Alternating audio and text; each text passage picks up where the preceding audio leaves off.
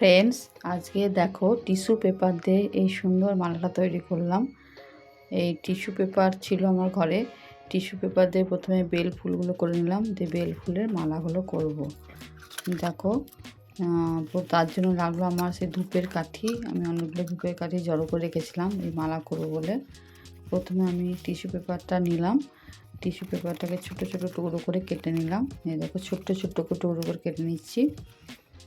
এবার এই টুকরোগুলো কাটার পরে এগুলোকে ওই ধূপকাঠির মধ্যে দেখো কেমন করে ফুলটা করছি। দেখো কেমন ফুলটা দেখে নাও কেমন করে করছি। এরকম করে প্রথমে এক টুকরো দিয়ে উপরটা করে নিলাম, তারপরে আর একটা পিস দিয়ে আমি উপর থেকে র্যাপিং করে দিলাম, দিয়ে হাতে করে মুড়ে দিচ্ছি। দেখো টাইট করে এমনি করে দিচ্ছি। এমনি করে করে আমি একটা একটা করে ফুলগুলো বানিয়ে নিচ্ছি। দেখো আর একটা ফুল রেখে দিচ্ছি, আর একটা ওই সেমই উপরে একটা টুকরো দিয়ে উপরে অংশটা করে নিচ্ছি, গোল মতো অংশটা। আর একটা পিস দিয়ে আমি নিচের দিকটা একটু করে নিচ্ছি। দেখো এরকম করে নিতে হবে। এবার এটাকে অনেকগুলো করা হয়ে যাবে। তারপরে এটাকে গ্রিন কালার ছিল, গ্রিন কালার দিয়ে নিচের ডান্ডাগুলোতে রং করে দিচ্ছি। এরকম অনেকগুলো করে নিচ্ছি। দেখো এগুলো বেশ সুন্দর টাইট হয়ে লেগেও থাকবে, এটা খুলে যাবে না, যেহেতু পাতলা টিস্যু পেপারটা কাঠির মধ্যে সব লেগে থাকবে এটা।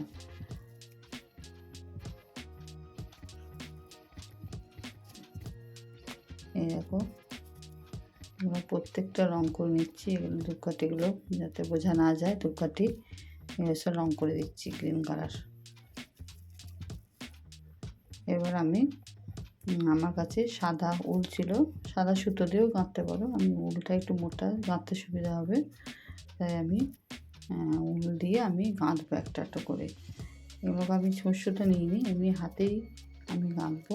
দেখো কেমন করে আগে রঙগুলো হয়ে যায়, শুকানো রঙগুলো শুকিয়ে গেছে। এই দেখো সমস্ত ফুলগুলো হয়ে গেছে।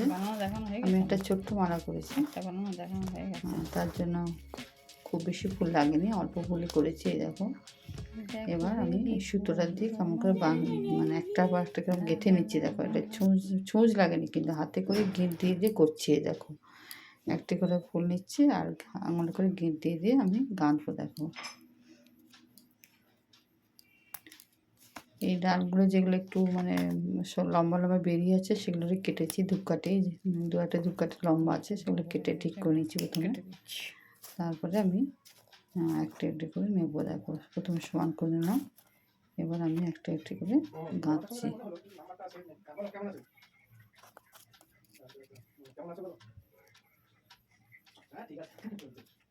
এটা একটু ধৈর্য ধরে করতে হচ্ছে যাতে খুলে না যায়, গিটটা টাইট করে গিটটা দিতে হচ্ছে যাতে গিটটাও খুলে না যায়। দেখো প্রত্যেকটা দুটো দুটো করে নিচ্ছি, দুটো প্রথমে বেল ফুল নিচ্ছি দুটো, তারপরে গিটটা দিয়ে দেখো কেমনকে ফাঁসটা করে নিচ্ছি যাতে খুলে টাইট করে লেগে থাকে। আমি করে করে সব ফুটেই গিটগুলো ভালো করে ফাঁসটা দিতে হচ্ছে আঙুল দিয়ে দিয়ে। দেখো এখানে কিন্তু ছুঁচটা আমি আবার করছি না, দেখো আমি দুটো দুটো করে নিয়ে করছি। এভাবে পুরোটা আমি গেঁথে নিচ্ছি। দেখো পুরোটা গাঁথার পরে কত সুন্দর দেখতে লাগছে। এই দেখো এটা আমার মেয়ের মাথাতে আমি আটকে দিচ্ছি, তার মাথাতে কেমন লাগছে তোমরা দেখে বলবে কেমন লাগছে। এটা অরিজিনাল ফুলের মতো লাগছে কিনা বলবে। বিয়ে বাড়িতে মালা কেনা না থাকলে এরকম ধরনের বানিয়ে নিয়ে পড়তে পারো, খুবই ভালো লাগবে। থ্যাংক ইউ বন্ধুরা।